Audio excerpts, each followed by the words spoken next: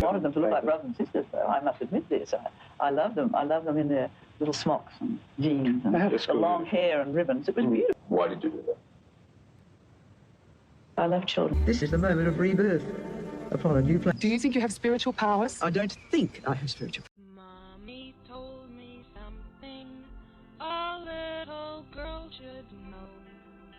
It's all about the devil, and I've learned to hate him so.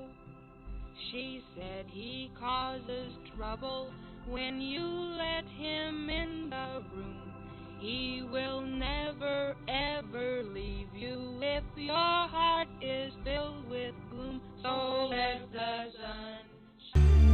For more than 30 years, this is the only glimpse the world has had of Australia's most secretive cult leader, Anne Hamilton Byrne. Look! To her followers, she is the reincarnation of Christ. To the children she beat and abused, a monster. Now, for the first time, Anne Hamilton Byrne has agreed to talk. Were the children ever hit? Of course they weren't. Because? They were not beaten. Never? Never. You'll have to be pretty good to see through that bullshit. It's absolute bullshit. It's lies. But this is to be no ordinary interview. It didn't happen, has it? No, but what about if they went... Well, that's crucial, isn't it? That's crucial. I don't abuse my children. No, yes. Some of the sect members aren't happy about our presence. As far as I'm concerned, you're living a lie. Because your entire life is a network of lies. And less happy still that children of the sect are fighting back, demanding the truth finally be told about their brutal treatment at the hands of Anne Hamilton Byrne. Of all the crimes that I investigated, she is the most evil person that I've ever met. Lex de Man was the Victorian detective who, for years, pursued the cult. These people truly believe that she is Jesus Christ. Anne's followers included dozens of respected middle-class professionals, doctors, nurses, lawyers, teachers, all willing to do the bidding of their master. I was told to leave my first wife and go up to the hills. I did. I was told that I would be going to have a baby with another woman, and I did. Anne began collecting children at her hideaway at Lake Eildon near Melbourne. Her devoted followers able to convince unsuspecting teenage mothers to hand over the babies. One of them was Sarah Hamilton Byrne. My mother was a 15-year-old girl whose doctor was a member of the sect, and the doctor organised the adoption, drugged my mother and took me away from her at birth. Sarah would grow up believing that Anne was her natural mother, that all the other children were her real brothers and sisters. And to convince outsiders they were all related, Anne dyed their hair blonde. Bleached hair, blonde, singing like the Von Trapp family, living out Anne's fantasy of, in her thoughts, I'm sure it was something like an Aryan race. Horrific. Even Anne claims she doesn't know how many children she acquired this way. So how many? I can't tell. I don't know. You don't know? Dozens? No. I only know mine. How many of them were yours? Altogether, I had 9 children. Even that is a lie.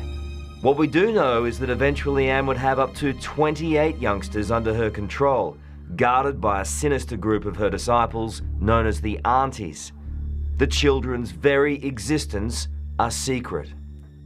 So how on earth do you hide 28 children from the world in the middle of Victoria? Well, the answer is right here. A barbed wire fence surrounds this property. The kids were never allowed out. But not 300 metres away is a lake. Thousands of Australians came here for holidays during the course of 2 decades. No one saw anything. No one raised the alarm. When the alarm eventually was raised and the police came knocking, the Aunties had already swung into action and the children just disappeared. I'll show you where we were hidden. Sarah showed me the house at Lake Eildon and the secret tunnel where they were forced to hide when visitors called. There's a little hole, which was... Through here? Yeah, thing that covered it, little picture sort of thing. Well, it's got a little piece of cloth now. And we'd all pile through here. Through that hole? Yeah. 28 of you in there. Up to 28, yeah. That is disgusting. That is abhorrent abuse.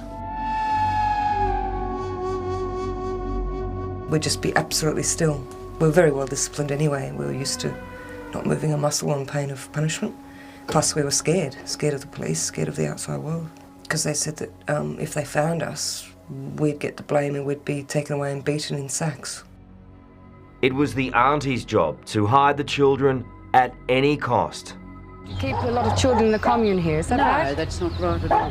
In 1985, Channel 9 journalist Mari Moore decided to investigate rumours the children were being held on the property.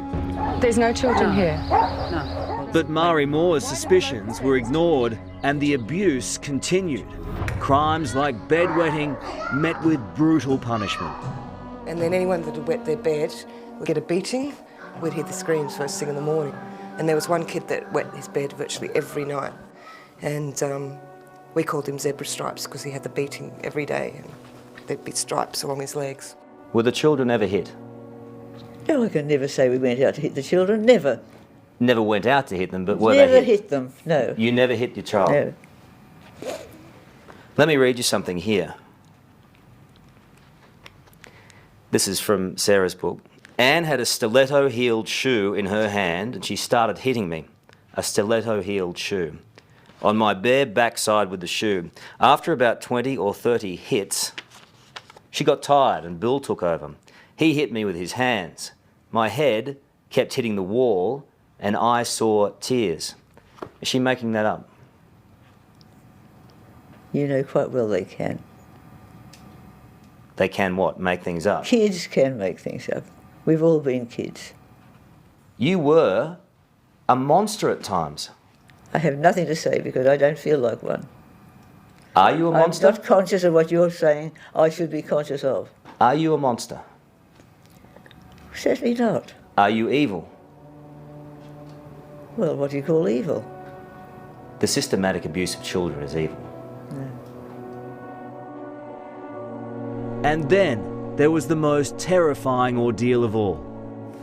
They'd put a bucket here and then one of the aunties would help and then you'd have to kneel down and then they'd push your head into the bucket and hold it for 20 seconds, 30 seconds, then bring it out again and say, did you do it, did you do it? Say, no.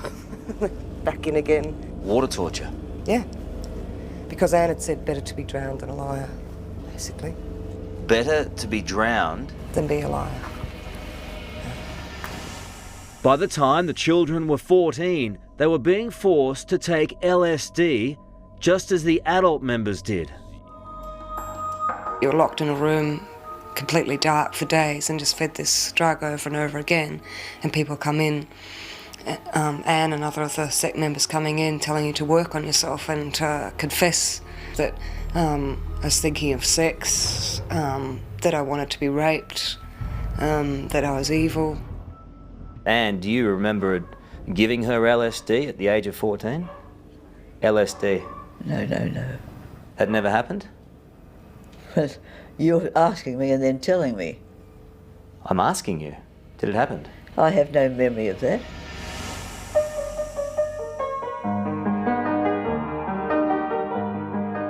Somehow the children survived their time in this house of horrors, though in the years since, some have committed suicide and many have suffered psychological and emotional problems. Sarah was able to escape the sect, but has not been able to escape her tortured past. After a failed bid to take her own life, her leg became infected and had to be amputated. Does it hurt you that she has tried to take her own life because of the way she was brought up? Of course it does. It's not the way she was brought up, it's the way it handled, the way it went out. We didn't have everything that we needed. We had most things. I bought the bigger house because of the likes of little Sarah.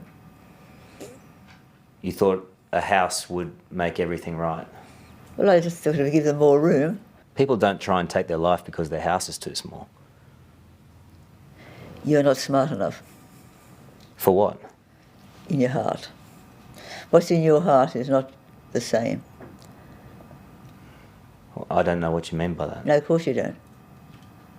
They're saying that they were systematically abused and beaten. Why would the children say it if it wasn't true? I don't believe they did. They've said it. You're getting your point over, that you're looking for trouble. It doesn't matter that you are. I'm not looking for trouble. I'm not looking for trouble, I'm looking for the answers. One day your children will betray you, and then you'll know how hard it is to just be yourself. This is Michael Stevenson, one of Anne Hamilton Byrne's most devoted followers, and likely to take over as leader of the cult when she dies. All the children made all of this up, did they? Could be. And they were paid I'm for it. asking They you were that. paid for it. I'm asking you that. You were paid a lot of money. We weren't paid any money, Michael. You were certainly paid. I'm asking you. So it didn't happen in your eyes either? I had a son there. And how did he go? Fine. Was he abused? No, of course not. Was he beaten? Was he disciplined? Of course not. There's a part of natural discipline in families. He was beaten. No, he was never beaten. He has never said that he was beaten. No wonder he fell into the wayside when he... He didn't. He didn't fall in a heap. You lot did. We want to get on with our lives. We want to forget the past. The truth is, the children from the sect have been speaking about what happened to them for more than 2 decades, ever since they were freed in a police raid on the Eildon house. 2 have sued the cult over their barbaric treatment and won compensation. All Sarah has ever asked for is the truth to be told. For someone like Michael to tell me that I'm a liar... No, you're living a lie. I am not living a lie, Michael. As far as I'm concerned, you're living a lie. And because your entire life is a network of lies. You're suffering for it. I'm suffering. We all live lies. We all are living a lie. What I've suffered in this life is because of what happened up there. Oh, I had a lot of pain. As long as you blame others, you're nowhere. You're nowhere. Anne Hamilton Byrne has managed to escape justice all her life. She and her husband Bill were extradited from the United States, where they'd been living in one of her New York mansions. But Anne was convicted of only one offence: falsely registering the birth of 3 of the adopted children, including Sarah. Even the simple truth of Sarah's birth seems beyond these pathological lies. Did you carry Sarah? Were you her biological mother? Well, I'd naturally believe I was. Of course I was. She has a biological mother. Do you have DNA to prove it? The police do, yeah. No, the police. Do you? So you always put it on other people, but do you? Michael, you're living in a fantasy. No, I'm not. You're living in a fantasy of pain and deprivation. Sarah has met her natural mother and sees her often.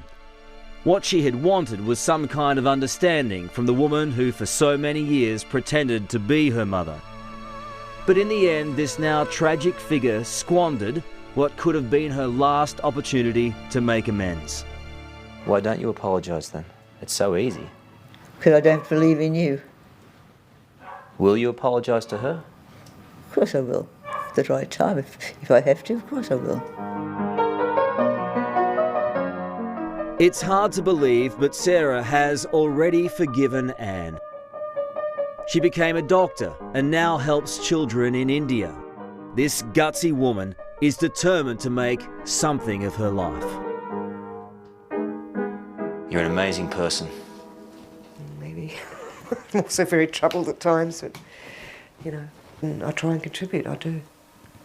If I can do something, it'll make things worthwhile, I feel. Sometimes I feel that's not worthwhile, but, you know, I give it a go when I can. So. She believes she had a divine calling to create a family of young people that could emerge from the ashes of a world destroyed by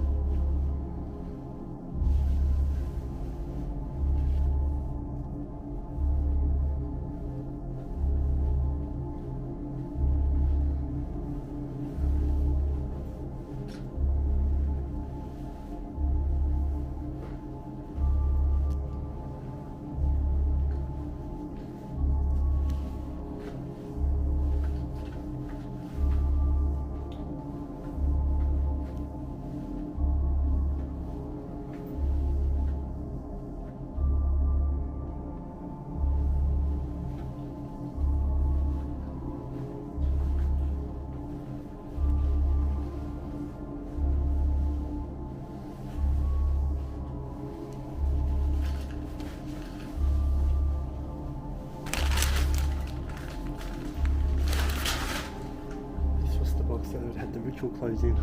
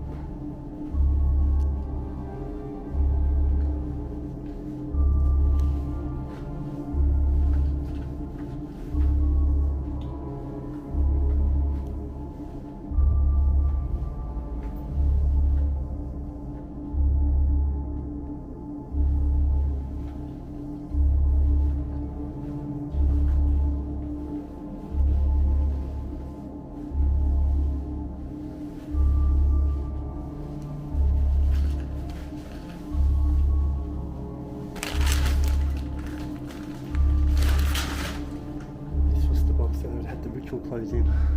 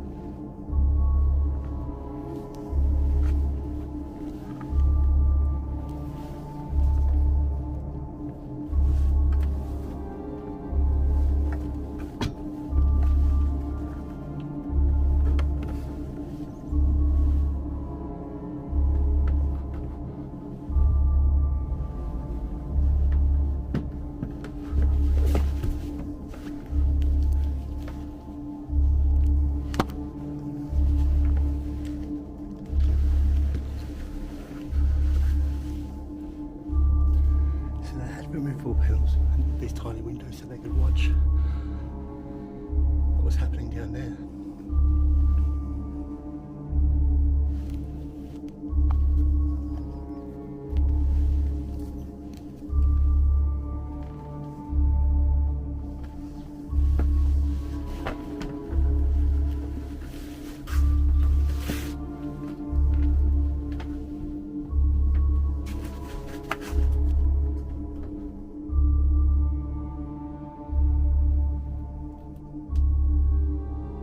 Projector pills. The projectors.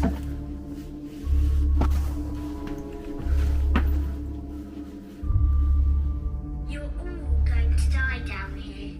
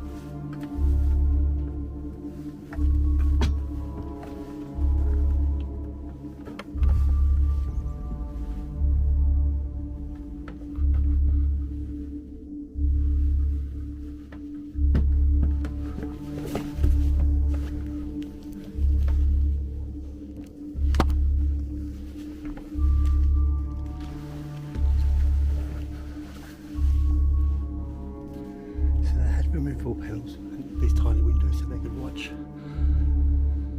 what was happening down there.